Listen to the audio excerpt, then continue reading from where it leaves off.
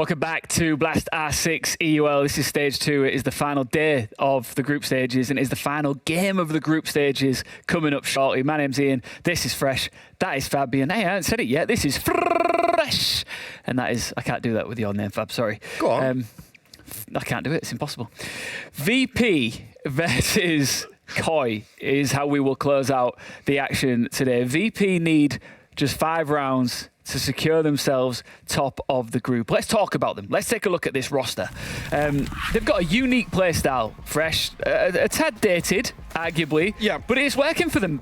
A little bit like you, Ian, to be honest. Updated, but it's working for them. Thanks. And the one thing, I'll take it. The one thing I will say, and you know, viewers that have seen me introduce VP before will know that I talk about the paradox of how they play an old meta, right? No getting away from it. The one thing that I don't hype them enough for is that they do it together. Now, 5 people executing any plan, whether it's good, bad, or indifferent, together with coordination is going to be better than most things in EUL in terms of Rainbow Six Siege. The fact that they play together, even if they are executing it, you know, in terms of an old meta, shows. And the fact that they did it, you know, last week on New Consular shows that they're playing, you know, some new maps, some new operators. They are getting there, and they are one of the best teams because they've been together that long and they are that coordinated. And it's just funny how their playstyle that we call very outdated, it just counters perfectly the way that the game is being played right now with all this individual aggression, retakes, and taking opportunities. What happens if your team just kind of sits still and waits for that to happen? Because they know the flank is coming, they know the retake is coming, or they know that something is about to happen. And they're just sitting there with the best possible angle where they show 1 inch of their head, and you have to show your entire body to peek them. The playstyle works in Europe, at least in Europe. So what you're saying is that what's old is new again? I don't know if it's new, though. Like, it's so old that it can't be. It's basically ancient gameplay, right? And this is the paradox. Yeah, it just doesn't make much sense. But it gets them to the majors and it gets them to events, so why should they change? And they have deep runs. Yeah, and they are showing some signs of change. Especially Pasha, if you guys remember the game on Bank, that he was moving around a bit more underneath. They are doing something new as well. Yeah, and it seems like the usual suspects are stepping up. You mentioned, you know, Pasha there taking on a bit of a supportive role, and it's all working across the board, isn't it? Yeah, I think so. I think that's what you want from the team. You know, Pasha's taking on a bit more of a newer role in terms of the newer meta, but Dan's been, you know, fragging his brains out, not necessarily playing the fragging operators. It's been a good performance, I think, across the board from, you know, absolutely everybody on Virtus.Pro. They are going to be playing today for first place. Like you say, even a 5-7 loss gets them first place. They've had a good stage. We would expect to see them at the major as well. Whether they've got a best of 3 map pool is still to be seen, but, you know, that's next week's problem.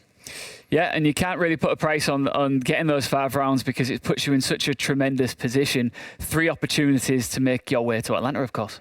That's it. That's it. Let's talk about Koi, shall we? Because I know that you guys haven't been too big on these guys. I just want to start off by saying I did see Leon tweet a little bit earlier on saying, final day of EUL, playing Virtus.Pro. Let's end it on a banger, get the W. We can't make playoffs, but winning will be huge for us as a team. And I think that you can get a little bit downtrodden when you get into a set of circumstances like this. You know, they've had a bit of a fall from grace. They lost one of their big star players. We all know who we talk about, Spoit, of course. We were there Fresh when this roster, you know, minus a couple, raised the trophy in Berlin. And a lot's changed since then. A lot has changed, and to be honest, they've been chasing that pipe dream of trying to replace Spoit.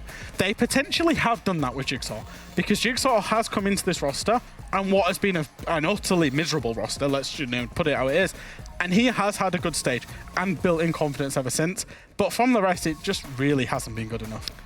You know, if you're an avid viewer of EUL, you know that me and Fresh are good friends with Titan. And I'm sitting here, well, standing up, actually. And I'm wondering if Kryn can actually be a worse-rated player than Titan can be. I'd be very impressed, but if he keeps up what he's doing so far, it's not that far away, is it? To contextualize it, that is the lowest-rated EUL player he's ever. That's the what worst we've ever seen. saying. Yeah, he was fucking awful. He sucked. But this team somehow sucks even more, because at least that Team Secret did win their games, even though Titan was the worst rated player. They won games as a team.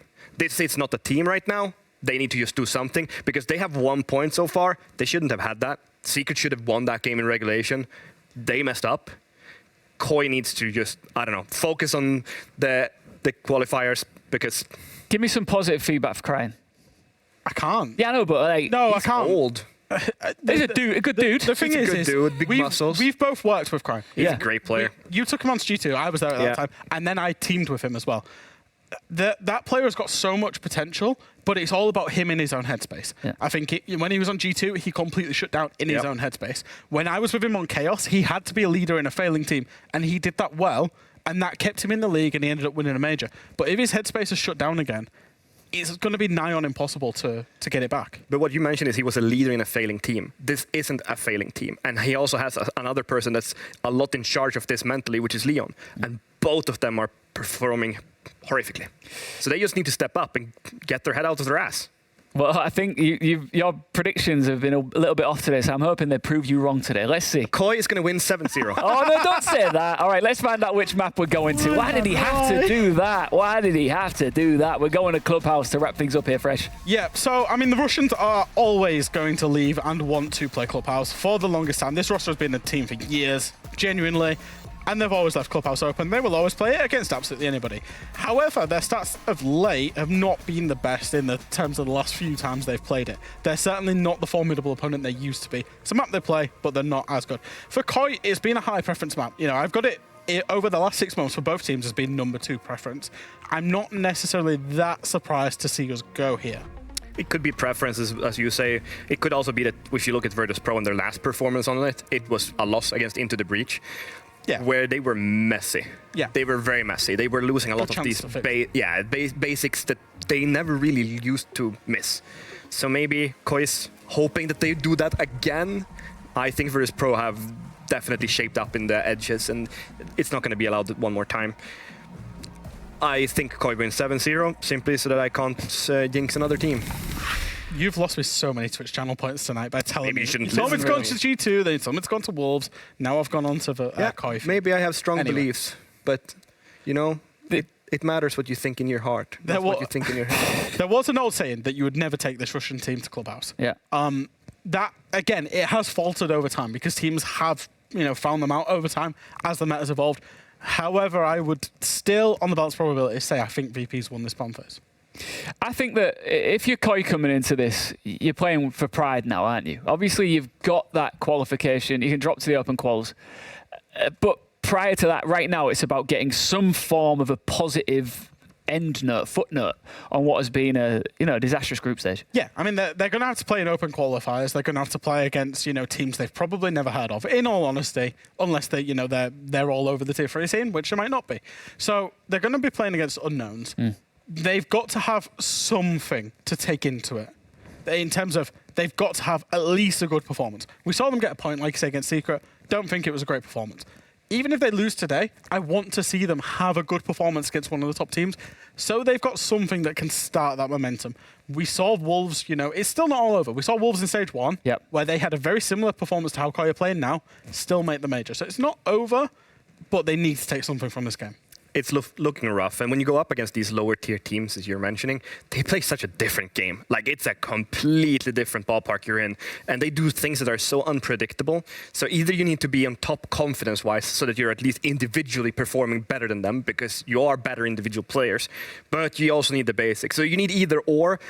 And if they don't show either or today, because they haven't so far, then I'm doubting that they'll make anything happen there either. Well, you mentioned unpredictability, and I think that's one of the great things about Siege. And when you get into the situation where you're watching that build up to the major and seeing which teams fill those spots, you can take a lot from the group stages, but you can still have those shock teams that still make the cut despite not performing here. Caneo and Calories, they're going to beat everybody. They're going to qualify for the major. I believe that. Guess who you're friends with this week? Yeah, just getting points. I mean, the thing is, obviously, Koi are in the open quals. There's no two ways about it, but they won't be playing Calories because Calories are nice and high seeded. They could meet each other pretty quickly, though. As are, X-Makers. They're very highly seeded. They'll be playing against somebody like, I think it's going to be somebody like Team 86 they'll be playing against, which again is still fairly decent opposition. It's not bad opponents. None of them. They are, after all, the ones that made it the furthest. They're there for a reason. We might not know all of their names, and we might not know all of their careers. There's some great names. But there are teams there with players. We were looking up teams in the bottom of the seeds because we wanted to see who they were playing against, and there are names that we do know. So Koi will be playing against, if I've got my seedings right, either Wild Multigaming or Team 86, depending on the outcome of this. Yeah. Both of them are actually genuinely pretty good tier 2, tier 3 teams. Well, they've got the work cut out for them, that's for sure. And this sounds like a bit of an obvious question, but Jigsaw, right? You've shone a bit of a spotlight on him particularly. Yeah. Do you think we'd be a little bit more excited about him as a player if some more of the results went his way and some of the players around him were stepping up, and would be even more excited about him as a prospect? Oh, absolutely. I think, he has been the one shining light in this very bad Koi roster. I think even though, they got whacked 7-0, let's take you all the way back to play day 1. They got whacked 7-0. What was the very first kill of his EUL career? Was jumping out of snowmobile window on Chalet and spawn peeking, right? The guy's got a lot of confidence and he can clearly shoot. High headshot percentage. He's the only one that's really getting Koi any kills or keeping them in rounds on defense. Had this Koi team be functioning around him, we would be, had Koi have won 3 games, and let's just say it's an alternate universe, and they won and they were decent as a team, we would be calling him the next spot. He's played very well, but in a very, very, very bad team, and we can't get away from that. It's 3 best of 1s as well, so it's very hard to judge. I think that it's just the confidence that's lacking overall. And I have a hard time seeing, what's your mental state like when you travel all the way from Australia to play here? And he's been waiting like ages to do that. Yeah, and then you're struggling that hard with the team. I mean, it's a major champion team. It's not that long ago since they were the #1 big dog. And now we're down here struggling. He could have probably made it quite comfortable for himself in staying in Australia and just going with Bliss all the way again. Yeah. Maybe they would have qualified this time. You've got to admire his aspirations for that, right? You've got to admire his aspirations that he could have stayed on Bliss, because the team he was on was flawless through Oceania in stage 1.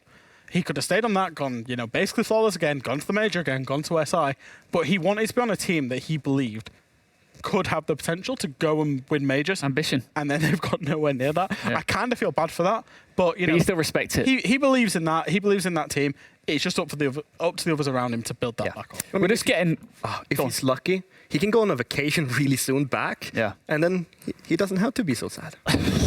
Well, we are just getting set. We're not there yet. We're just jumping over a few hurdles to get you through into the final game here. Fab, I know what you're going to say here, but have you ever, as a player, maybe not when you were playing at the highest level, maybe when you were, have you ever been in a little bit of a rut where things really aren't going your way? As an individual player, I've only really had one bad time, and that was the Paris major. Yeah. That's the only time I've really underperformed as an individual. The team has always been up and down because that's just how it's going to be. I mean, my stint with Vitality didn't go according to plan at all, right? We didn't play as a team.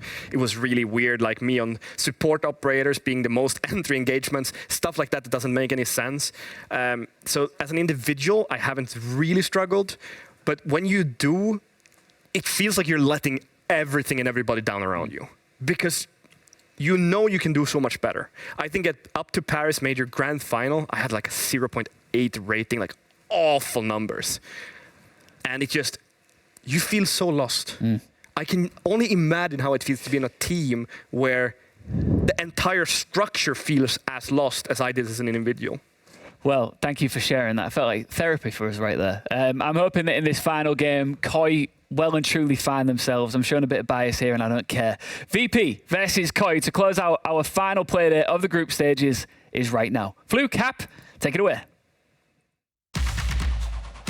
Thank you very much, Ian. And we are here on Clubhouse. Where else but this map for this roster and their one chance? We're getting some pull here. 71% of you believe this is going to be a VP day. I think most people agree. Yes, I think most people will agree as well, especially how they performed against the Wild. It's going to be fresh in the back of their minds. And, Koi themselves being 7-0 by Wild. It's 14 rounds between them if you would go for a direct head-to-head on what we currently have. So there is some work to be done. Koi, they have struggled immensely. Only a single point so far they have on the board. And then the question comes, Emmy, like, what do they have to play for now? Definitely not seeding. Like, even if they win this full-fledged, they get 3 points. They'll still be a point behind Secret. So it's just their honor and showing to the world that they can win. That's all that's on the line for them here. Obviously, as they highlighted before, Club was where we saw VP take their loss. This split versus ITB, there was punished mistakes. There was moments that was sort of taken out of their hands because of a bit of sloppiness here. Koi think that they can punish that, and I guess Virtus.Pro think that they can try and smooth those problems over, get themselves one more game, because CIS region teams, they love a bit of Club. Yeah, that was my worry as well when we came out here. They love to play Club. And of course, it didn't really go well last time they got here against ITB. A 6-8 loss for VP. So that does leave you questioning, like, okay, how is this going to be happening? On the other side, Koi, they play Club as well against Secret. An 8-6 loss for them. So, yeah, both teams identical losses, just against different teams. So, the one thing that can change up here, because Koi's place at the bottom of the board is cemented, there is no way that they can catch up to Secret. Virtus.Pro currently sit in that first place spot. They currently sit with that little skip against it. If they do not find at least a round, then they can fall all the way down to third. Into the Breach will be pushed up to second because of the head-to-head, and Wild will find themselves in that first spot after their fantastic 7-0 performance earlier. If they can keep themselves at least 2 rounds away, they need at least 5 rounds here, Virtus.Pro, and they can keep themselves in that first seed. So Wild have eyes on what work can be done here by Koi, but there is that strange sort of sentiment because Wild have been on the receiving end and the givers of so many 7-0s this split. Koi probably aren't their best friends right now. No, but I mean, Koi, still a team, still competitors. They want to show what they can do. And also, it's, you know, a good test, a final test before you go over to the open qualifiers, which is where Koi will be, well, not really relegated to, but definitely in the terms of making it to the major. But also for the side of VP, you know, they'll be looking to get 5 rounds. But again, we'll be aiming for more, wanting to pick up with a full-fledged victory, keep everything in their own hands, and not let it get to where it got for the previous match, where Wolves only needed 1 more round before BDS took it all away from them, and they got relegated to a 2nd spot. VP, a sloppiness that was highlighted from their recent showing here, might turn into a little bit of a sharper swing. They had a worse time on their attack than they did on their defense. They were only able to take 2 attack rounds throughout the entire 6-8 showing. They really need to see if they can try and push that medal a little bit further. Dan suffers a fair bit on the end of a C4, but is allowed to keep his life. There'd be a little bit of regret. They couldn't quite get the full send on that, but they still have 2 more. So alongside the impacts, they're more than happy to play this long game. Then, of course, it's going to be bringing Ram. The Bugies will be opening up this long hallway, I'm pretty sure. It's going to be giving them quite a lot of verticality to play with here. The shotgun doing some work as well, and that's just making sure that he can do it safely. All pre-placed C4s that could be out there will be destroyed. Not that there is any, but it's just that bit of safety you have you otherwise wouldn't have when you have to use a sledge to open up. He still has 2 left, so no, I guess the kitchen is going to be falling victim to these buggies as well. It keeps you safe from the C4s. There is still obviously the chance at a vertical fight there, but it's not going to be something that gets you caught the same way a sledge or a buck would otherwise be on the wrong side of. Deploy him, get him out of there. You can destroy him with explosives, but it's not really worth the juggle and the risk. 45 seconds though, and we do still need VP to actually put some pressure onto the heart. Dan goes down. As I said, the vertical is still going to be a danger. Picked up by the C4 of Deepak, looped against the bars of the floor there. Oh, and with that break on the mirror window not quite coming together, it's now made it a bit of an awkward pass-through. VP, they haven't really been quick enough. Joystick needs to put the pressure onto Blue. Cryin shuts down any of the pressure coming from one side. Hosty is able to get another swing, and with Joystick Now just getting the pinch onto one side. They're trying to pick up the back end as well. This looks like a bit of a flawless opener. Always the last swing stops it being a flawless, but can't do much more than that. Now, won't be able to do more than that. And, you know, looking back at the round, VP a bit, you know, desynchronized in their pushes. Some 1v1s coming through. Nothing really as a team effort. And of course, I think, like, especially if we're looking at the bottom floor, it's going to be the hardest to go for that synchronized push. Often requires you to drop hatches, move down the staircases all at the same time. Especially if you are at a man disadvantage, it's not going to be working out that well for you. So let's hope that we're going over to the second floor bomb sites now. Gym bedroom up first. VP is going to be able to show up a bit more as a team. Quite played that well, by the way. Use of the Valkyrie cameras. We're always aware of when a drop would be coming through the motorcycle hatch. That's a big advantage. I mean, knowledge is power literally in Rainbow Six Siege. And them, you know, having that full read and VP not being aware of the fact that they're being spotted almost 24/7. That basically already hurts any attempt that VP wanted to go for.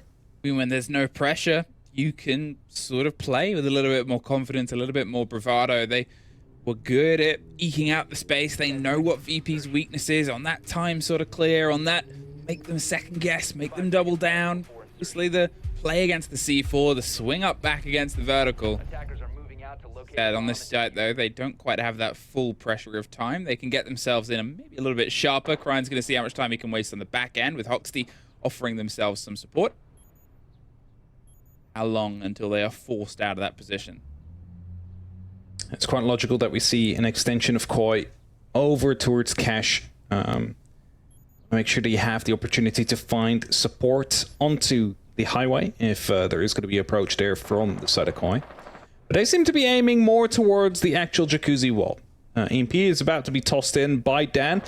Means they will follow that up with a double hard breach to stop any trickery from going on Leon Gids' side. It's just going to be a clean opening, nothing there to stop it. Now they can start focusing onto the actual... the grenade as well to follow through. Almost gets Leon there. Very well played there. They put the pressure immediately onto the follow through with it. And, well, look at this. They pick themselves up entirely driving as a team, as a unit, making sure that there's more of that support. They said on the desk that they sort of play this old school classic bit of Siege, and well, as Ian and Fresh will attest to, Northern Soul and its classics is always a good drive for a good time, and it's having a bit of a good time here on the take across it. But they still need to force out these players, the ones holding onto CC and construction, the ones on the top of the fight. There's Deepak playing that support. As long as that castle wall's there, they're happy to play that position too, and Kryan and Hosty know that they're happy to fall back whenever they want to. 90 seconds left, and Koi, or right now, falling back from the CCTV area and from the cache area, which is now falling into the hands of VP, but that's still only step one. And Jigsaw, as he's still down below, has the opportunity to go for a late rotate if he finds Joystick. For now, he's going to be digging into the kitchen out here, holding tight, using verticality as an advantage on the hold. And VP, they need to recollect themselves. Okay, they got one part of the map, but now they still need a lot more than that. They need to get control of construction. With that, they need to find control of Logi before they can actually start pushing the site. All the players still standing. The castle wall's falling, and Hosty getting the swing on the back. Dan gets dropped and almost baited into that. By the timing and the combination there, one person was ready for that break, and it was not his teammate. Joystick swings, doesn't know about the Tux player, gets all the way around. There's the pop-up behind the desk that does get caught out. It was Kryan playing a dangerous game, but in the 3 versus 3 with the window player covered by the chassis of the holographic, Leon keeps the body balance into their favor. Great swing from Pasha, but Jigsaw just is the last bit to say. Well done by Koi again. A decent round to come through. As, of course, like, you know, great start from 3P with opening up that wall. They did everything they needed to, but after that, they just started to struggle a little bit. They lacked a bit of the control to actually go for an execute. That might be due to the lack of pressure that was coming down into the site. Good for them, though, is that we're headed towards Cache and CCTV next. Now, we saw them attack that in that previous round as they needed to control horizontally. This time it's going to be the actual site. I'm going to say it again, if there is new viewers here, this is what is most likely the most known defensive site in CG Sport. Every team will know how to attack this. Every team will know how to defend it. And it usually starts with opening up the wall on the B-bomb site, the exterior wall from CCTV. And after that, you have either the option to go to garage or to take construction, and see if you can put up pressure onto the site afterwards. So with the current setup, there is almost not a single reason why that main wall shouldn't be opened up. Just wondering, I saw they made a big hole in it. I wonder if they're just going to reinforce it or... Yeah, they're okay, they are. Prayed for a second, they just leave it open.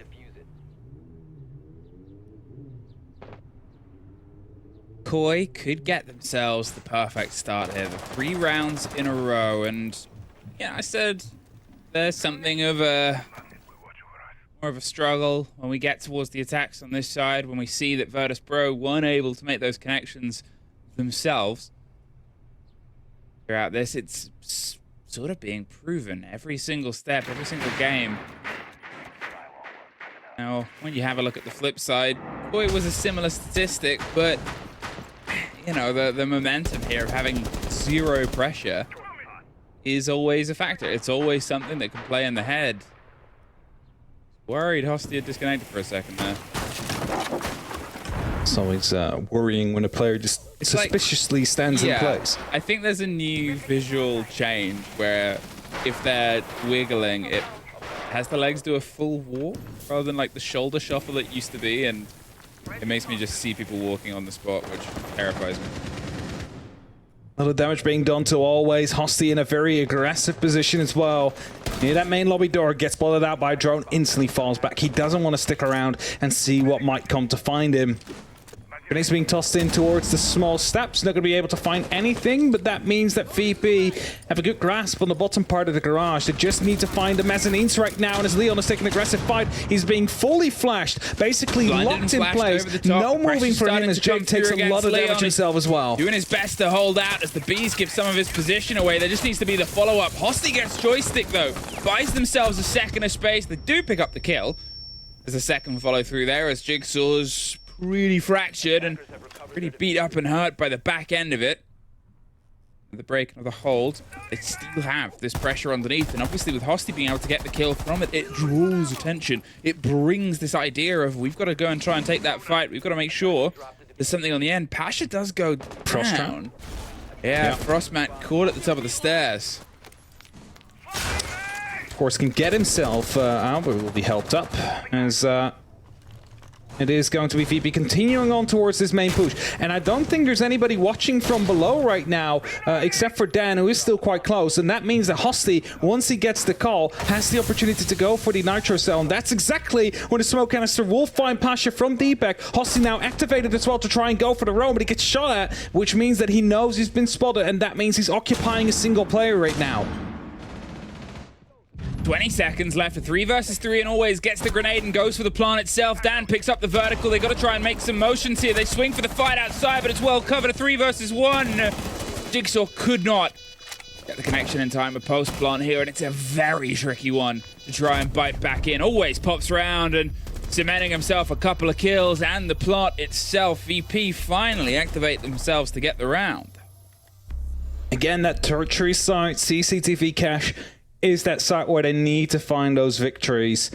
Wouldn't be surprised if this ends up being a 2-4 split eventually, with both those CCTV attacks to be taken by Virtus.Pro. As we are back towards the basement now, we need to see a bit more of a cohesive play from VP. Last round we saw them drop hatches individually, we saw them move down the staircases individually, and there was no opportunity to trade. And Koi, they took big advantage of that. They thanked them for coming in one by one and secured the round as a result.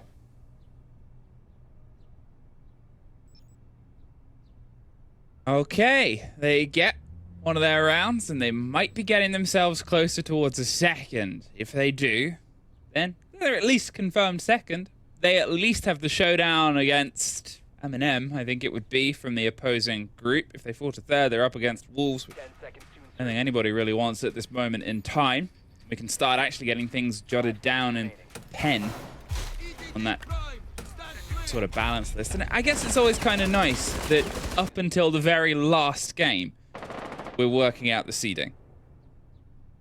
It is. It means there's always something to play for, right? And if I'm correct, it meant that VP needed to win 5 rounds. Anything less is going to mean that Wild is taking that first seed. And I actually saw before this game started a bunch of the Wild players tweeting in support of Koi. Like, we are new best friends now, even though we 7-0'd you. Please go get those 5 rounds for us. It's nice for them to reach out and ask for help. A lot of people have suffered scrapes so far as well. Seems like that heat in the early opening game is starting to kick on a little bit more. So, as Kryne and Jigsaw looking to be very aggressive up the main stairs, they have been droned out. Trying to take care of those drones and fall back instantly afterwards. Not quite sure if they had succeeded in that particular drone. Joystick very afraid that someone might be climbing up the oil pit staircase, so... or ladder, rather. It's going to be pushing over a drone just to make sure there's that flank watch going on. The Boogie in the meantime as well. Going to be opening the entire kitchen hallway there. Again, usually this is done by a Sledge or a Buck, but it's just a lot more safe to do it with that Boogie. Not having to be there yourself in that distance. There's a swing from a beautiful free camp. Giving the perspective on all that the Boogie opened. Last time, Dan actually suffered through the vertical on the back end of it. This time, maybe not so much. Spots the Vault cam. Not all of them, though. As the other gets the read onto the hatch, and it means Kryne can maybe try and play a C4. I actually ripped it, but I guess that's the one spot of intel that they weren't able to get. And also the Valkyrie camera in the bar telling them that there's no one currently on motorcycle hatch. Well, that can mean only one thing, Emmy. Is going to be a push on the kit on the armory side of things, and you know that could be coming through dirt, as you currently see Pasha moving in first, but also the kitchen hatch where they saw people move into, so they're going to be very aware of the push that's going to be coming down from Virtus.Pro here on the side of Koi. So all they need to do now is just hold off long enough to make sure that plan doesn't come in. Here come the flashes around the corner. The swing moves on. Dan's able to get Deepak, and the first body is theirs, but Leon quickly responds. There's 28 seconds, and the pressure is still on VP to make those motions. 2 versus 2. Holding onto the fire. Pasha wants to hold on to F as well and get that kit planted as Hosty and Kryne are doing their best to bite. They have some vertical cover. But if they can get themselves round towards blue, they could really cut this in half. They don't quite know about where that final position is. Shepard has the pick onto the corridor player, leaving just Hosty. Slow rotate, the catch on the Fenrir will reveal at least one's position. It's a very awkward retake here because they still need to have 2 stories engagement. Great first body. 28 seconds to try and bait out the second. They're going to just crouch behind the box, long arm, and hope that they can get there in time. You've got to make a move here. You've got to get there in time. Hosty just holds it. I was going to say he could just dig himself behind the boxes, and if there's nobody actively watching that, there is no verticality you can use there. And Koi, they still managed to win that round. As VP, they managed to get the plant together there. They managed to take the site. It was a very scrappy fight from either side. The plant went down. They almost went their way. But Koi, they hang on for now. They managed to find that win on the bottom floor again, on the basement again. So we head back towards the first top floor site, towards the bedroom and the gym. I said it before, I wouldn't be surprised, Emmy, if this game comes down to VP winning both CC attacks and then having to head over towards the defense, hoping to hold off Koi long enough so they can get 5 rounds on the board. Well, from this here onwards, Koi, they're still just keeping that pressure hot, aren't they? They're making sure that everything is hard fought for, and for all the performances Virtus.Pro have been able to put forward before, unfortunately they're up against the Koi that playing the best that they've sort of played all split. They need to obviously keep this momentum onto the second half. There is a game of 2 halves ahead of them, and they are a team that has struggled on their attacks just as much, but if Virtus.Pro end up pulling out a worse performance than they did their last time in club, it might just mean that they don't even get to that precious OT that they want.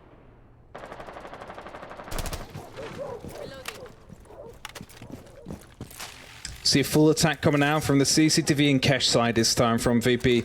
Now opening up the opposite side first, they realized that they kind of fell short in time. Need to speed it up. Not sure the Gemini Replicator actually spotted Jigsaw out there. I knew it was deactivated shortly afterwards. Oh, he's all the way down below, so I think he's gonna unspot it. I don't think they know about his existence right now. That means that this drone being put into a flank watch position is going to be very important for the side of Virtus.Pro as they start attacking, because the last thing you want is, as soon as you're about to knock onto the doors of the sides, is someone to come into the back of you. Ryan's waiting for this approach. They've got a much more direct line here to CC. They're trying to get themselves up and under, and you can see Cryan as a sniff of the pressure, but they've also got the pings onto the player tucked around the corner. It's Jigsaw who's suffering the first bit, but Cryan pops up from behind and gets that cover and support for them. They're able to catch out Virtus.Pro's game, and Leon with a very prolonged fight outside has another player come for the level of support, and what a great read on what was attempted. Always gets one more on the back of it, but they just seem to step ahead. Very aggressive there from Koi, sending two people outside to make sure that they secure those kills. Now in a man advantage, a minute 10 left on the clock. A lot of utility still to be taken care of by Virtus.Pro, starting off with the mirror window, which I believe... Oh, it started to pop just now. I was wondering if it was actually popping, but yes, mirror window should be open, but Cryan's still below. Holding the rotation. As soon as they jump in from the rotation, they're going to be picked up. So Pasha opening this up completely needs to be wise and actually use that one. Or he's going to be losing his life. Deepak wants the attention to come from the pings on the door that's still being read to them. It seems like this intel game is just something that is always out of the hand and pocket of Virtus.Pro. They don't seem to know just how much Koi knows, and they can get an advantage on this next gunfight. If they can push themselves into a 4 versus 2 with only 20 seconds, you are pretty confident the rest of the round will fall into their favor. Shepard wants to be the start on the break of the door. The C4 is taken quite quickly. There's pre-fires and pre-aims and angles towards it. Wings a bit too far. Deepak goes so close. Somehow gets the drop either side, and Koi playing with a merriment that befits a team in their position. 4-1. And then you're wondering, where was this Koi when it actually mattered for them, when they could still qualify? Because they're definitely playing a different game than they were back then. The time I was being called from VP, they're going to have a chat. Of course, there's something more at stake for them rather than just their honor and glory, because they're actually trying to secure themselves that first seed. And so far, things have just not gone well. They keep on being caught off guard by Koi. They turn their backs and suddenly there's a player swinging them. That and, you know, also the aggressive jump outs we've seen from Koi, and just generally not being afraid to pick the fight with Virtus.Pro. Now, of course, VP are already confirmed to go to playoffs. They're just wanting to get that first seed in. But the way things are currently going, well, they need a very good second half if they want to do so. It needs to sort of be, you know, above and beyond here, because we wanted improvement from their performance here the other day. We wanted to see more sort of togetherness on the approach, and they're teed up to fall even worse. They're having those sort of weaknesses shown on stream the other day, well exploited and well played against by a Koi that is more than ready. Now, it's obviously a game of two halves, and, you know, Koi suffered on their attacks. I've said it enough times. Virtus.Pro might have a prepared game, but it's also one of the things about VP is they very often play their game to their pace and have that full belief and strength that if we play it better, we will win. It might be a second half where they haven't exactly gone, well, let's play against Koi's game, let's just try and improve on ours, where Koi, if they've sort of gone full strength, if we're reading them like the book, then they're going to find that sort of happy ending.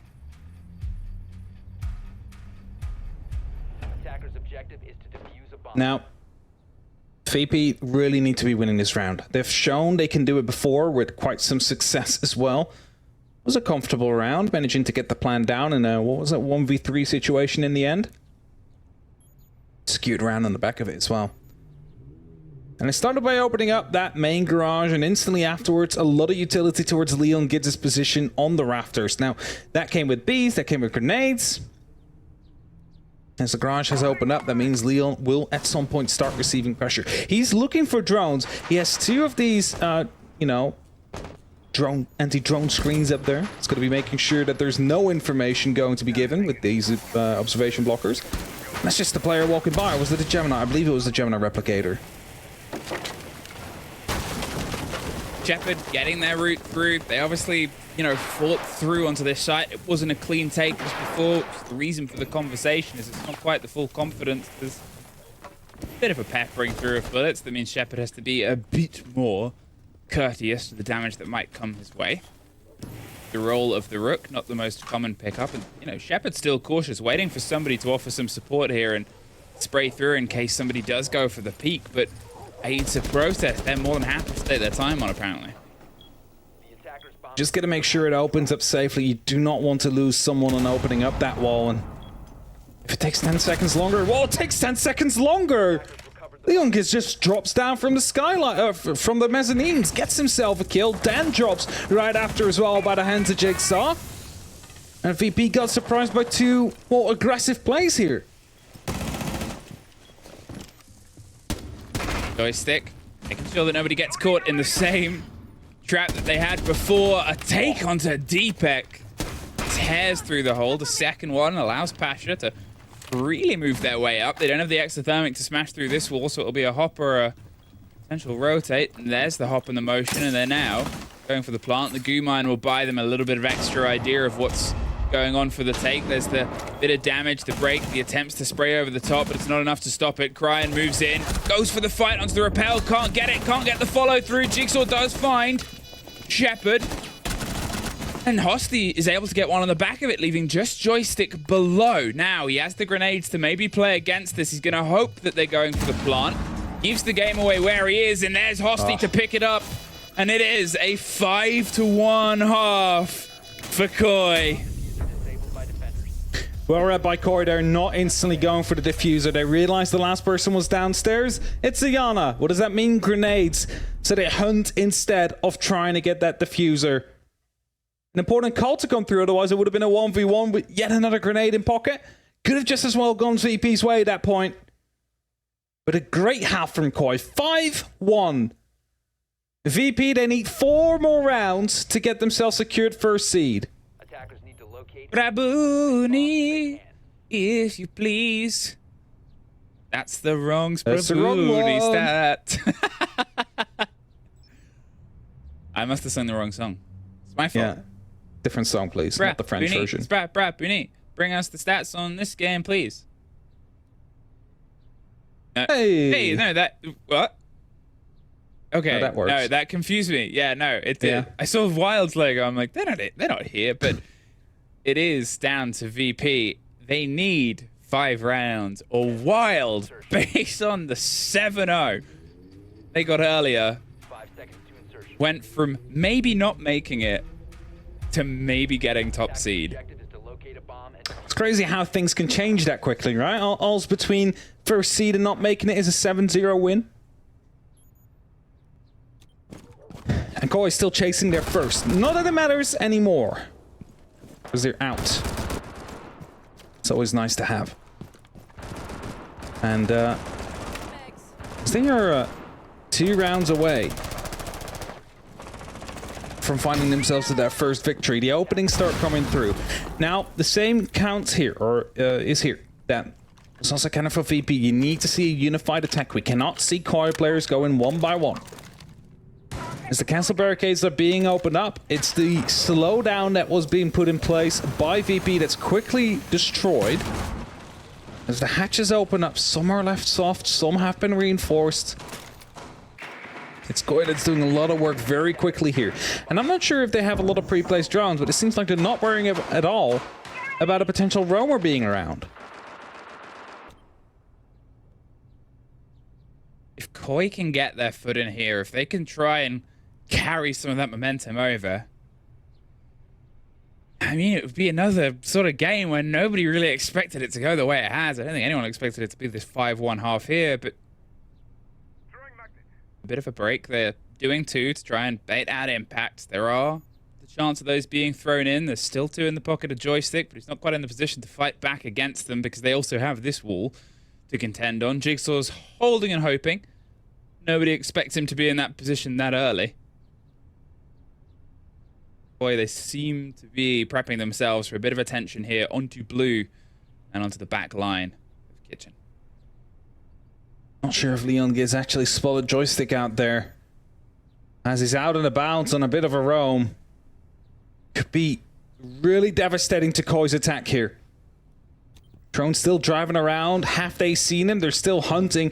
Definitely feels like they know of something because Cryin is watching that top floor. He's watching one of the exits. As an impact comes in, Joystick deals a little bit of damage, but he takes him as well.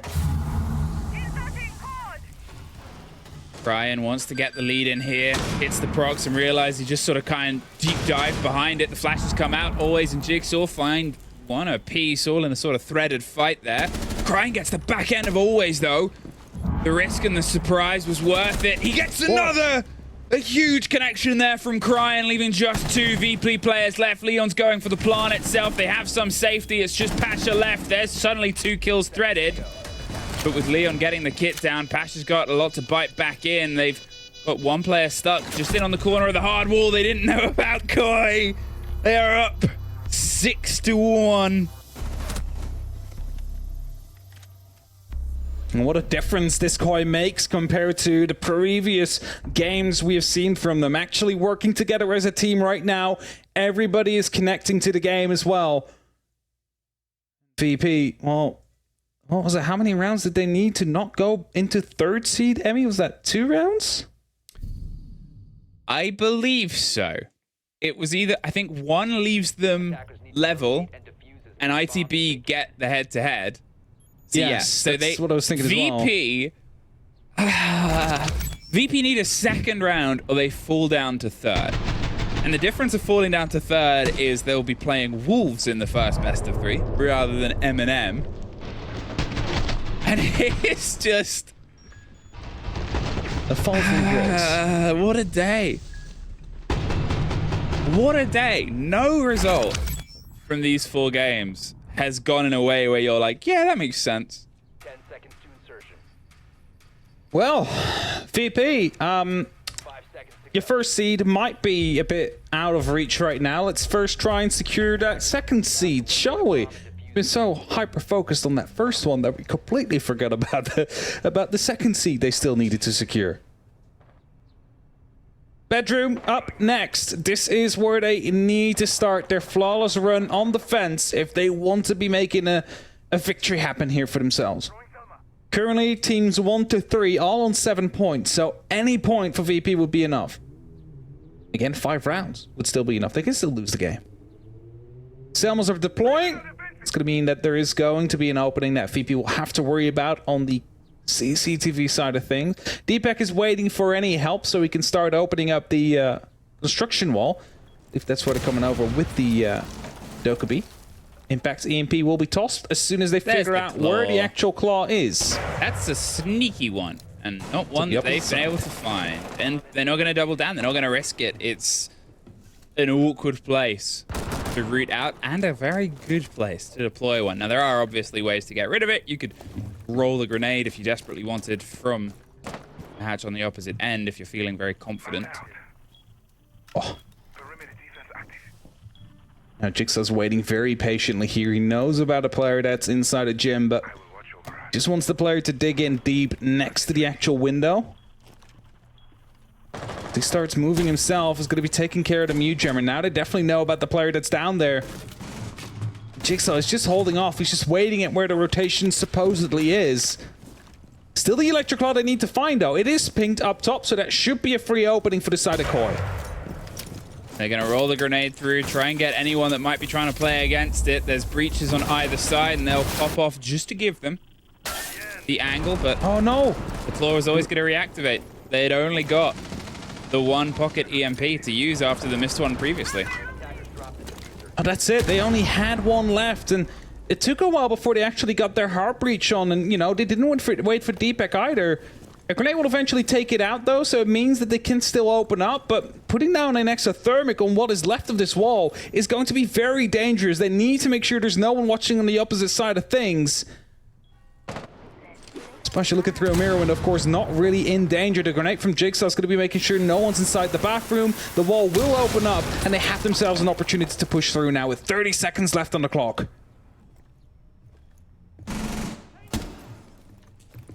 Jigsaw creeping their way up. Played a surprise game before, but the player who's crouched under might be the first to get the swing round. There's only 15 seconds, and, well, they have a body advantage, but you still got to try and put the pressure on and get the plant. The swing comes round, and it's Jigsaw's to take. Tears the head off of the touch player. There's one more round on the corner, and they can't quite react fast enough, and VP light up when they have that time advantage crying all that's left. They just did not have enough time, Koi, to push that final one over. 6-2. VP, they've secured themselves second place. ITB are now third. We can start penning things in. ITB will be up against Wolves, I believe, in the first of the decider matches, but they need another 3 if they want to try and get themselves that first shot. Great stuff from VP, but they need more than that. Back towards the basement they go. And for Koi, I'm going to be riding that round off on the actual breach. They failed to open initially. Cost them a lot of time. If they waited for like 2 more seconds until Deepak was there, they could have done a double breach. Made sure the extra thermic at least would have popped off. And the Selmas also took a while before they were being deployed. Like, the impact hit, and then it waited for like 2-3 seconds, and then they tossed up the Selmas, basically making sure that the second one never had enough time to pop. I mean, you're gonna lose your time at that point. You're gonna run out of it, and there's nothing left you can do but just to run in. And while it might work for a kill or 2 here and there, eventually VP able to hold off. Back towards the basement though, and we found mixed success here so far. Summer plan came down behind the bar after VP unable and basically being picked apart on the side itself.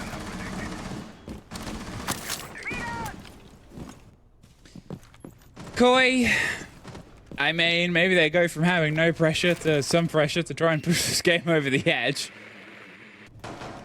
We've been able to dispatch teams before, and they have such a good lead, you assume they can try and get this one a bit further over, but stranger things have happened. Quick boogie breaks over the top, the long corridor. It's not becoming a staple of the takes onto this site, but I do like the fact that we're seeing the operator get some play, even though they are a 1-speed. That really removes them from a lot of teams' generic rotation. There are these instances where you can sort of, I was going to say painlessly get those floors open, but Hosty takes a lot of pain in doing one side of it. I mean, it's kind of what we usually see, right? Like, the boogie opens up, and then the defenders, they're just looking to take a fight right on the back of it. So, yes, you might be opening it up without being present to C4s, but if anybody walks past afterwards, there's always a defender watching somewhere along that long line that has just been opened up. So, need a bit of extra information out there. Opening will be made. Don't think there's any tricking going on, and that's why Leon gets us out there with the Maverick as well, just to put that extra pressure down. Otherwise, you give the Cade an opportunity to just juggle those Electro Claws around. And that's one hatch open up for Koi. Still be looking to open up the others as well. Attackers dropped the diffuser. Attackers recovered. Which I believe just Kitchen is left. Yeah. But it's been electrified as well, so need a bit of extra utility out there. They need those EMP impacts from Hosty. You can see now as the floor continues to fall, Jigsaw and Leon have got themselves tucked in, and Jigsaw's trying to find the fight on the back of it. Just sprays through the opening line. The catch on the goo mine and the catch on the 2 players back end. Boy, have suffered, but Jigsaw at least gets a take there. There's nowhere really safe for him to put this pressure on. That grenade will not quite get the full bite onto Shepard. He just braves it out. Takes half damage for the trouble. You can see that Virtus.Pro are just sort of sticking around, and with Deepak above the hatch, with the cross angle watched by Dan, Koi have hit a bit of a brick wall on the approach. Big rotation. Deepak wants to offer some support to the 2 players working in some slight tandem. There's still a tuck onto blue. There's a crouch round on the back. As soon as he steps too far, you assume the blue player is going to go for the swing here, but 15 seconds. 4 players to fight through. Doesn't really look like a Koi round. 10 seconds left. Now, Husty, last man standing, is going to try and salvage it, but 6 seconds left, 4 players still around. It's going to go nowhere. It's going to be a Virtus.Pro round, meaning only 2 more to find themselves secured in that first seed. Like Husty actually waited with the Gone 6 there, just in case he actually killed himself with it. Wanted to just get it out the way at the last second. And kind of did a lot of things right there. They made the openings they needed to. They just were unable to find the actual approach, find the actual pressure onto the players, onto the side this time. Because the last time they attacked, they managed to clean them up quite effectively. This time I lacked a bit of pressure. Maybe a player from blue would have helped there, due to the fact that there was a player out there holding the motorcycle hatch, making sure no one could really pass through that door. But that's over and dusted for now. As Koi called their timeout. They want to be dragging this across the finish line. Yeah, it's entirely that, right? It's if not now, then when? It's that worry of, well, you know, we're able to quickly take our first attack round. Those two have just gotten out of hand and out of pocket, and we're this close, and this is their weakest. This is our opportunity. Because if they can't get it across the line here, it's not to say that they won't be able to in the pickup following rounds, but then suddenly you're going back to sites that you've lost. You're back onto sites that, let's be honest, on Gym, they never really got a look in. They failed on those breaches, and then the second take on Armory, they just ran out of time. They have to make sure it's this, and it's really a bit of a do or die moment, which is always strange to say when they're still up 6-3. It is strange to say, but this might be the best opportunity, given it's going to be that tertiary site we find 100%. ourselves at. 100%. So, I mean, they might be coming back here at some point as well, but you kind of want to lock it off now. Just make sure that you have it out of the way. Attackers have located a bomb. Find that victory, prepare yourself for the opens. 10 seconds to go. Again, pretty default take is most likely what we'll see here from Koi. Opening onto the main wall. It's going to be teamed up by Attackers are heading out to defuse both the Ace as the Thermite, of course, with the Thatcher to provide cover with the EMPs. And afterwards, we'll see the garage to be taken as well by the attack. The mezzanine as the goal to eventually ascend towards the site. Always is roaming down below. That might be an actual problem, given that he has a C4 available to him. That's something you do need to take care of if you want to go for a plant. So the sooner they know about that, the better.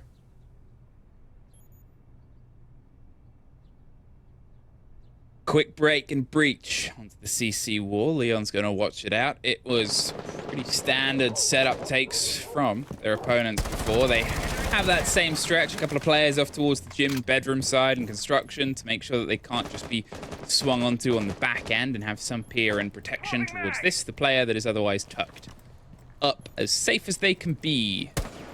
Camera popped and removed. Jigsaw working his way underneath. Bit concerned that somebody might be on blue and that he's got himself into a little bit of a sticky situation early, but if he can go untested with these grenades, suddenly you might have a bit more of a definition to his round. Jigsaw still holding as the openings are being made in the other walls. Interesting way to hold your gun. Openings are being made in the different walls that might matter later on. Leon getting back towards the main breach. He has that diffuser. Of course, he's going to be trying to either digging close towards the breach, or he's going to run behind the server stack. Dando will find Hosty, a great first pick that will actually slow down any potential push that might come on the back of it. Leon gets taken down as well, which means the diffuser now stuck on the ground. Jigsaw will find almost Pasha with that grenade. So he just steps away in time. It seems like Koi is falling apart completely on this round. They haven't been able to enter the building properly. They made all the breaches happen, but besides that, nothing that they could get done to maybe try and get this plan happen. What a round for things to fall away from them. Said it was an important one for them to cement. Said it was an important one for them to get over that mental hurdle. Virtus.Pro apparently had the same feelings. Their strongest lockdown, the just rebuff of any other approach here, and say Koi have fallen apart a bit. There's obviously still the opportunity of them to get back into this fight and try and get them over the edge. But, you know, every single round we get a bit closer here. I think you can see Wild getting a little bit more concerned. That first spot will fall away. What was a distance of 6-1 now becomes a distance of 6-4. 5 seconds left. And that means that this next round will decide whether or not Wild or Virtus.Pro is going to be the first seed.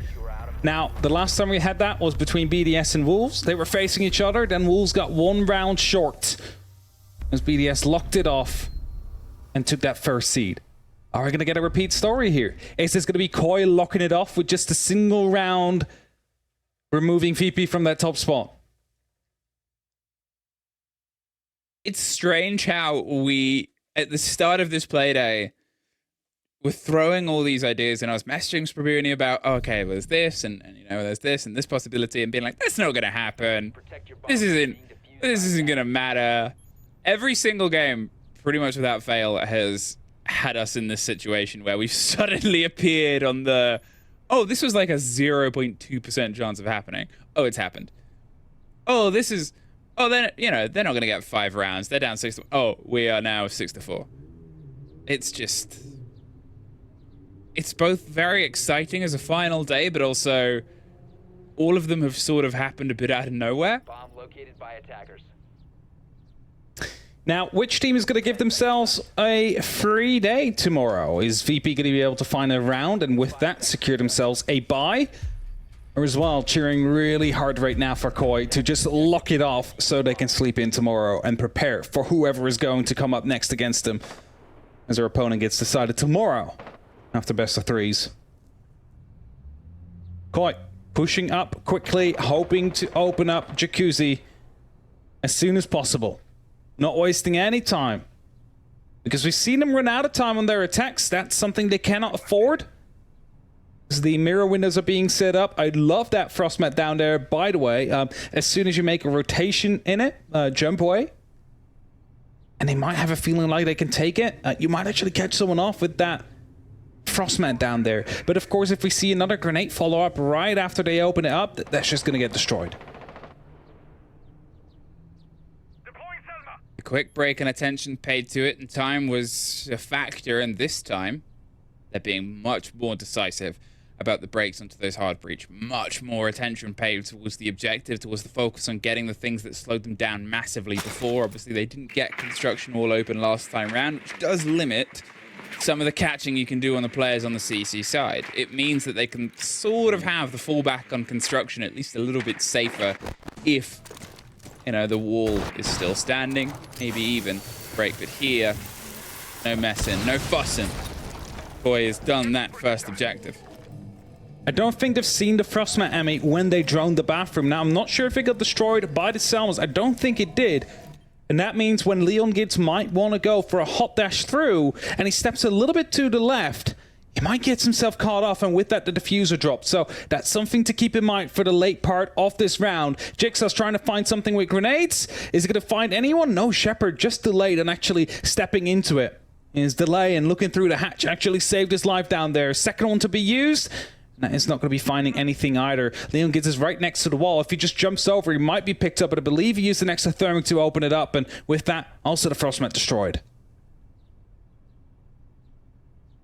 50 seconds. The longer this timer ticks, the more and more worried you get a bit here, but they took a risk, and it's almost paid off. Pasha gets the end of it. Koi, they went for a bit of a dive right towards the sort of setup and the door of the site itself. Hosty gets caught out by Always, and 30 seconds now. The time is halved since I was last concerned, and we only get more and more. The grenade will go a bit too deep. Cryin wants the fight, and Deepek's going to go for the cover. Joystick and Cryin get one apiece. The swing round and Cryin does the bits, but the kit is no longer being planted. Cryin stuck in a 2 versus 1. They've pulled themselves as close as they can. There's a fight to his left. He doesn't quite see it in time, but they missed the shots, and VP get their 5th round. They secure the top spot. I am losing my mind. They let it get down to the very wire down there, but at least they secured their own first seed based on round differential. Now, they can still do it on points if they find themselves with a 6th round here. Equalize up that score, pushes through overtime. and give Koi a real run for their money if they want to get a victory out this stage. Of course, still an opportunity to go for that full-fledged 3-point victory. It's just that Wild will no longer benefit on the back of it. And as we head towards that basement site, it is going to be a very tough attack for Koi to stick on the board.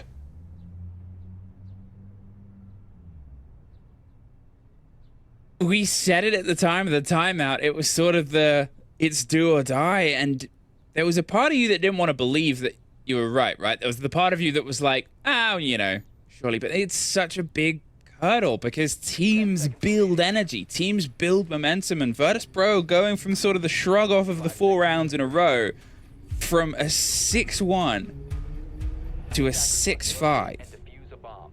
Even though Koi have had a very rocky season, not being able to push this game over the edge might be the worst part of it. They want to prove that they can win. That's it, right? It's like you just want to show that you have what it takes to find a victory. And what better way to do it than against the first seed of the group? I'm not going to say they're brick braining this by giving them 5 rounds and then to lock it off. That's totally not what's happening. But it would show their potential if they are able to win the victory, get the victory now. Deepak, aware of the fact there's someone near the main stairs, means he might be a bit cautious with throwing the boogie in. Or this could easily be counted off if a impact gets used or someone shoots off the red canister on the back of it. This time the IQ is going to be able to spot out some of those Valkyrie cameras, which might be useful for the side of Koi. You want to deny as much information as you can towards your opponent. Ooh, Pasha. He's looking to go a little bit naughty there if Leon Gibbs is going to be taking a window approach. Still waiting. Still hoping they can get a catch. It's not the most expected player. The impact, they waited as long as possible to get another second. Deepak's head isn't too far away. Pasha has a chance to get one more. He's hoping that they assume the players moved out and that they can get them as soon as they move through. There's the next break. Fortunately, not being gifted on it. The patience of Koi at least pays off to save their life from that, which might have put them in the worst tailspin for the end of this game. A minute 15 left. Jigsaw working with that electronic sensor here to spot out those cameras from the Valkyrie, the black eyes, just to make sure that there's no information in the hands of Virtus.Pro to use in that post plant. Bugis are going off as well to open up as much verticality as possible, giving the upper edge to the attacking team that's just looking to go for a plant quickly. But it seems like it might be coming down for another triple wall approach as the Selmas are coming through. The tricks of the Bandit are there as well. How many will Shepard get? I believe there's just one set of the Selmas, and a big opening will be made in the remaining walls. Shepard's still setting himself up quite aggressively because he knows that he's got always on the swing for some cover and support, and they've only got 30 seconds. The things are going to get a little bit do or die and desperate, and as always plays against it. Shepard does find that first fight onto the first player that drops. Always goes down though, but Dan gets Leon. Technically a 3 versus 4, but with Hosty able to get one more and Crying going for a bit of a deep dive, there is the down player and get the pick back up on it. It's a 3 versus 3, but they're stuck in the corner. There's 10 seconds. It's a overtime. From a 6-1, we have fallen all the way to an overtime, our first of the day. And with that, Koi, they might see their hopes of winning that single map, a single game in their group, slip away slightly. Cash CC is up next. VP, they have a complete site reset, but will be choosing Cash and CC to go on. Now, we've actually seen a very convincing victory from Virtus.Pro here, so that might be the reason why they've chosen it, because no one was really able to enter the building from Koi's side. And it seems like Koi currently, they are very well prepared for a basement take again by the operator selection. Soon they'll find out that it's actually the top floor. It's actually CC Cash, guys. And thus the changes will have to come in. Okay, let's see how this unfolds. There's still such a big part that has that Ian Chambers level of hope that Koi can just push this one over the end because they were so close to doing it. They're in such a good place. It would be such a good boon for a team that has fallen from where they once were to where they're at. And, you know, with shortened sort of playthroughs, with how rocky things are, and with how much they already have to play. They know that they're playing through the open. They know that they're having to scrap and brawl their way through a lot of unknown entities to get another chance to be at it. But just having a bit of this positive swing round, I think would do such a distance. Here, VP, they've secured their first spot. They know where they're sitting. They only have one best of 3 series between them and a place at the major. Their run is close, cemented. Koi, you need 2 more rounds to find yourself that victory. What can you bring? Last time this attack was hopeless to some extent. Same openings are being made. You get yourself the same opportunities again. You just need to find those opening kills and actually capitalize on the back of it. Now, EP, they know the job is done, but they still want to go out with another victory in their pockets as well. They're fighting for that. And as joystick goes down, that's a great start for Koi. It's a necessary start for Koi. They're able to get rid of the player on the rafters. They're able to get the breach open as well. It was, you know, got some of that done last time, but otherwise, everything was sort of out of their reach. They can push this over the edge. They can get back to their defense where they had the 5-1 half. Might be able to find the end of it. Cryan tentatively steps in and steps up along the side of rafters. They're about to hit him. Goo mines. Don't fall for them, but Dan almost falls next. And it's on the opposite side of the map as well. Grenades are starting to roll through, but I believe that one was just undercooked as it bounced back down. Didn't do a single point of damage. As Koi is getting themselves ready, it is the diffuser that's being handed over towards Hosty here. He is the one that needs to try and make that plant happen in about 10, 20 seconds from now. A grenade gets tossed over, might not actually find a player right behind this. Pasha finds Jigsaw. They keep on trading now between these two teams. They want to see if they can try and just sneak this plant in. Pasha has 2 more canisters and always a C4 and not too far out of reach. That's what the grenades are trying to get rid of. And once again, falls a little bit. But look at Dan on the backside. He's going up round the back. Always gets the C4. Dan gets the flank. Onto Cryan round the stairs. Leon's able to bite their way in. But now he goes down, leaving just Deepak left. There's a bulletproof that's been giving the game away that finally gets dropped and rocked. The impacts are coming from underneath to try and get the finish onto Leon. The ping's out on the player. They're playing the vertical. They know exactly where they are. Deepak gets the kill through it. And with 10 seconds left with the swing round, the shotgun gets both! Pasha tears through them and Koi lose out again from 6-1 to 7-6.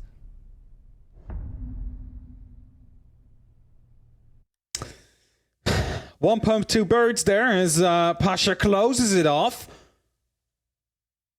And it's looking very dire for Koi now. Choose to go towards the basement, trying to hold off, trying to bring this to a maximum amount of rounds. Give themselves another opportunity of locking it off. Because they've already lost 5, and now they're trying to fend one off. Great pick there from Hosty, but just not enough. You don't see this often either. Just a double kill with a single pump.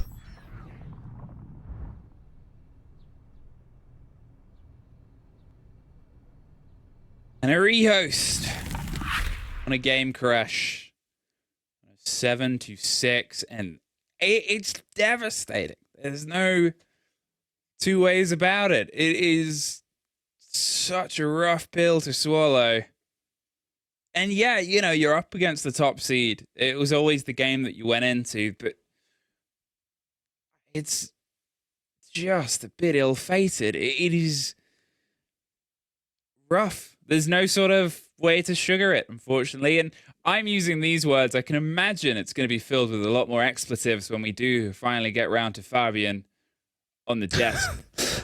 He started off the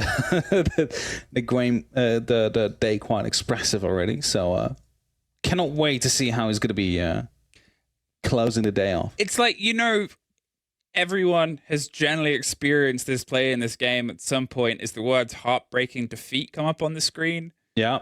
This is the most. This is the dictionary definition if this goes away from Koi.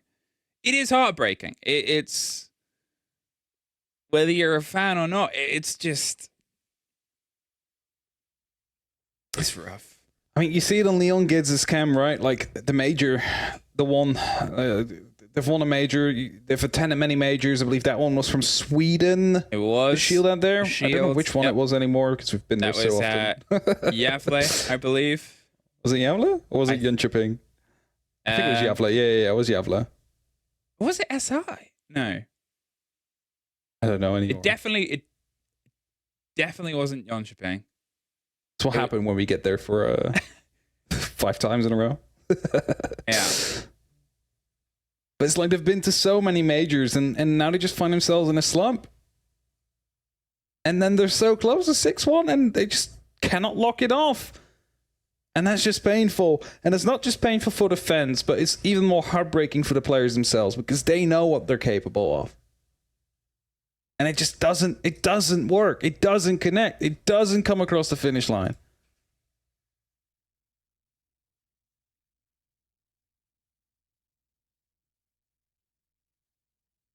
Well, we'll be back in the game soon. Depending how this goes, it's you have to still look at the positives, I guess, from the side of Virtus.Pro. They've been able to fight back into this game from pretty much the worst possible situation. I said they were going to have challenges on their attacking half. There is still a potential attack ahead of them. However, it's a very different game at this point. It is a very different play space. They have had their time out. They've also warmed up much more towards the game. They are working well on the unison. The flanks are coming out. The motions of the team is a little bit more active and reactive. It might be something that translates over onto their attack against what is likely to be a more disheartened Koi. And it seems like the players are fist bumping and getting back ready. You can imagine we will be in momentarily for 1, maybe 2 rounds left of this showing. Yeah.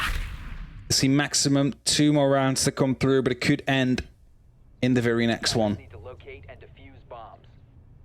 If VP managed to lock off this basement attack, sorry, I thought for a second we were on a different site initially, but and as we get underway very soon here, of course VP they attacked this. They looked to be not unified as they did. Coming in like solo plays, didn't really work out that way. I think that might be what Koi is hoping for here again, where we see a bit of a desynchronized push, which they can punish by focusing their attention on like a single point of interest. Attackers must locate and defuse a bomb. It is kind of wild to go, if this game goes away from them here, this is a more heartbreaking thing than being beat 7-0 by Wild. Because they were 1 round away for such a long time from closing it out, and well, they might still. Quickly pulling back towards the site. Jigsaw is the only one not down on the basement, but he's really not that far away. With a lot of time left, VP will still do usually quite thorough checking and clearing of what is ahead and around them. We remember Koi being quite enigmatic, and it seems like they might want to dabble. There goes Cryan up towards the top. Will he be followed by Hosty? Dan might be the one that meets them, making quick ground across as well. Dan is in a position to watch out. Like some good information being gained here by VP, realizing that there is some aggression looking to be brought by this. Oh, Dan almost losing his life out there as he opens up from 2 floors above. And everybody from Koi starts to fall back. Hatches are being opened up as well. No response to that for the side of Koi. Getting the reveal. What is around them? The pull on the intel, as I said, it was something that seemed to work quite well in Koi's favor before against the approach here of VP. They're definitely a bit more attuned than aware of it, but there's still the fight down towards the site. Leon wants to take a risk. Moves up into the empty space. A big engagement goes away from them, and the second almost does as well. Chases and gets the down onto Hosty. A grenade could be the sorting factor, and there's the roll. It should just be out of range. A second is about to come down, though. This one cooked. No, they think better of it. And Jigsaw, he wants to go for the pick back up, but he knows the pressure is not far away. The drone was watching. The bees as well. There's such a statement of intent. That one rolls down. There's the cover and the drop. They cement the kill. 5-3. The risk went away from them, but there's still 40 seconds. Still an opportunity. They're going to breach and break onto the kitchen hatch. It's a big statement of intent. There's a lot of noise and awareness. I'm not sure if that was an impact. No, it wasn't. There was nothing to try and catch and stop that. Just the impact of the hatch being blown open itself. They know about the players here on the back end. Jigsaw's taking a lot of damage, clearing drones with it. The drop comes around. They bleed their way in towards the site. The bees and the blinds push them further and further back. Always does get knocked, but Dan gets the pick up on the opposite end. Joystick pushes it just down to Jigsaw.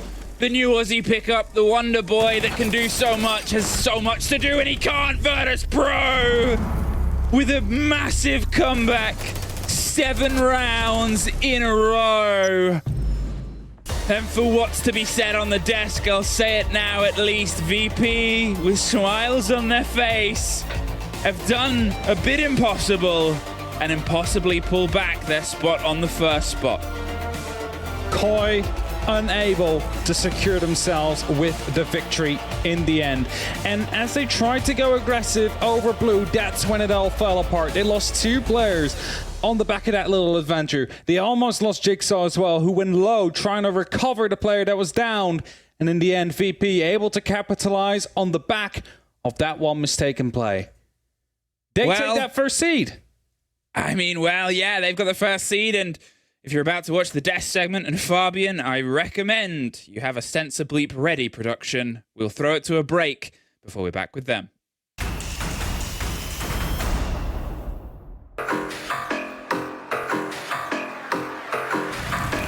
Eliminate all of the terrorists.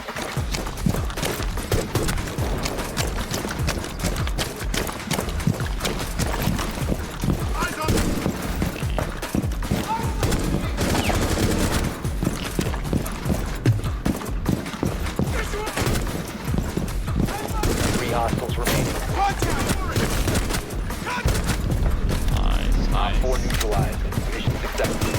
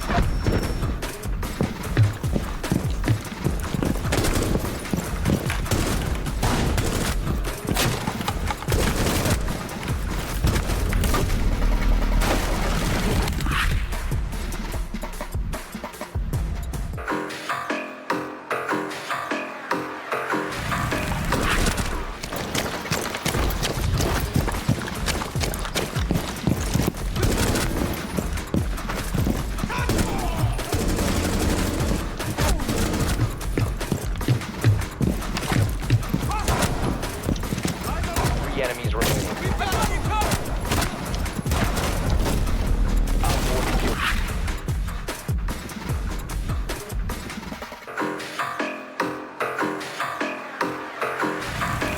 Éliminez les terroristes.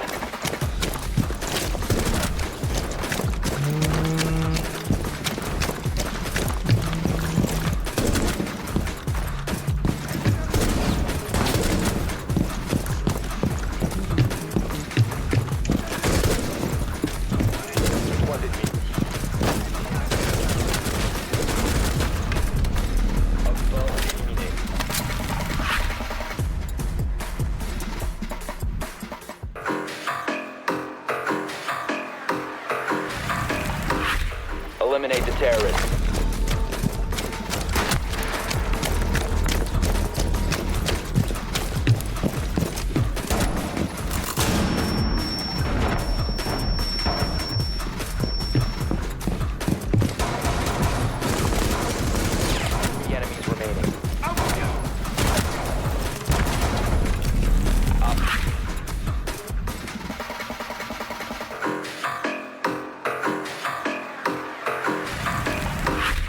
Eliminate all of the terrorists.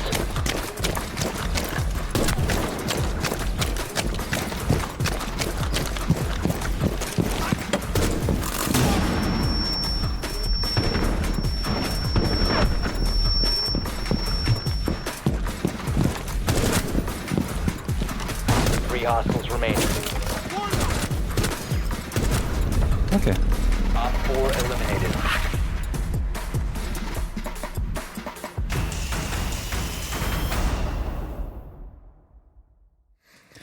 What an emotional rollercoaster that was. I can't even say it.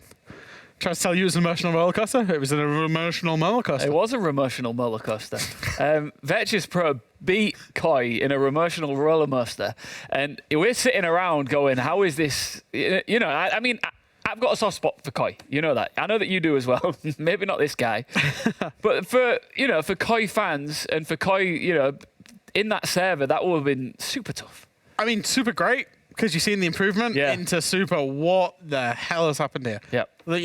Any team loses 7 rounds in a row, it doesn't really happen, in all honesty. Yeah. Of course, it happens from time to time, but, look at that sea of blue at there. 6-1 up, you must have been thinking, wow, Koi's put in a hell of a shift. Yeah. And then when it really matters once again, we've seen them falter. And one thing that I do want to say is the Russian team, Virtus.Pro, they didn't start well. They still experience a lot of the same symptoms that we saw them experience when they played Clubhouse up against, was it Secret? Into the Breach. Into the Breach. Thank you, Fabian. We saw them experience a lot of the same symptoms. But the one thing they've always had is that consistency, and that they seem, people call them cyborgs, almost emotionless, because they just get on with the process, get about their business. So are you surprised it's a team like Virtus.Pro that's got 7 in a row back? No. Wait, I don't want to unleash you just Oh, yeah, yet. I'm waiting. I want you to wait. Koi's waiting. done ready to pounce. All right, I'm going to carry on talking then. Is that good? I'm going to go to an interview. All right, and then I'm going to let these beasts Finally, I don't have to hear him talk anymore. It's go like- at it. Listen, we can talk so much about Koi, but let's talk about our victors here, VP. And we've got Dan here, ready for a bit of a chat. Dan, hello, how are you doing? You good? I'm insane Yeah. because we, I guess, got top 1 of the group, but we never can do it like an easy way, just relaxed. We always need to lose 50 rounds in a row and then come back when we have no more chance. Yeah, that's not good for the heart, I don't think. But 7 rounds in a row. I mean, was it ever in doubt? You guys must have been sweating a little bit, even though you knew you were going to make it into the playoffs. That first seed was in doubt for a while there, wasn't it? Yeah, of course, first seed is very important because, as I know, you get like 2 chances to qualify for the major. And when you are not when you're not getting top 1, you have only if you lose first game, you are out to the lower bracket. And it was really important for us to win. We, I think we are not we're already in playoffs. We can chill. No, we are fully focused on the game. We know that Koi is a strong opponent, especially when they have nothing to lose. They are a scary team. So we just we're preparing as usual and. Messed up a lot during our attacks and had to come back on the defense. How much have you enjoyed these group stages as a team? It seems like you're having a good time out there, and we were talking about your play style. It's almost a little bit old-fashioned as far as Siege goes, but it's definitely working for you as a unit, right? Yeah, it might be old-fashioned, but I think it's confident play style when your strong sides and your weak sides and you know what you're scared of. For example, when we played against Wild, we were thinking before the game what they can do on Consulate, what can counter us. So we just were thinking about it and we guessed everything right. Against Koi, we didn't expect some plays that they did, but I guess if we guessed right before the game what they're going to do, we would have taken more attacks, definitely. Yeah, do you think that matchup with Koi, though, did really highlight your adaptability as a team? When things aren't going your way, you can chop and change where necessary.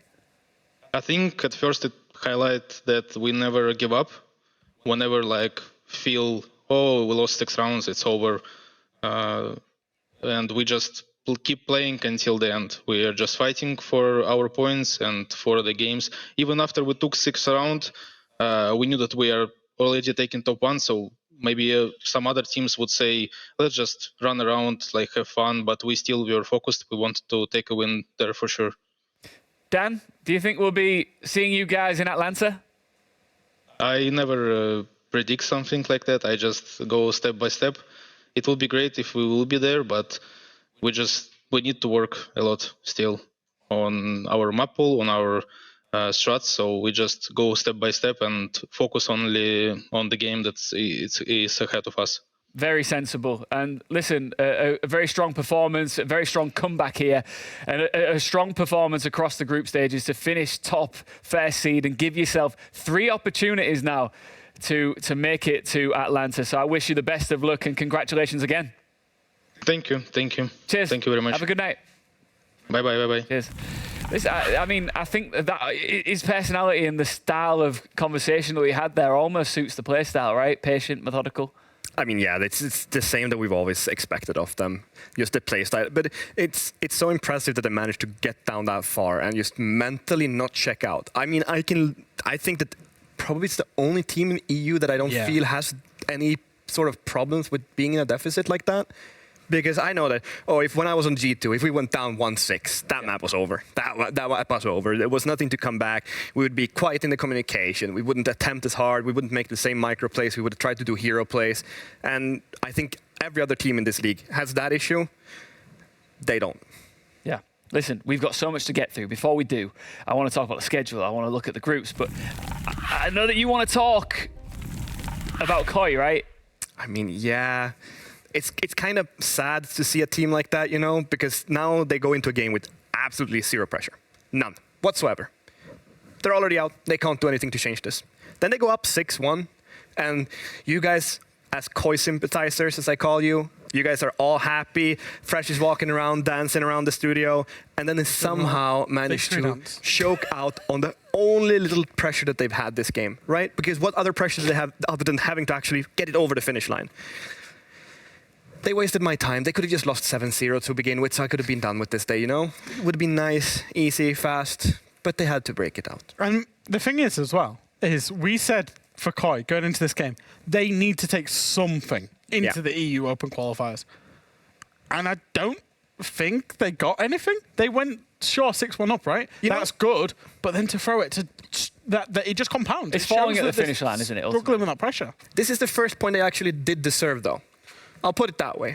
But the pressure was non-existent, so what does that point matter? All right, listen, I back Koi to bounce back from this, and I think there's still a good chance we will see the lads in Atlanta. So how about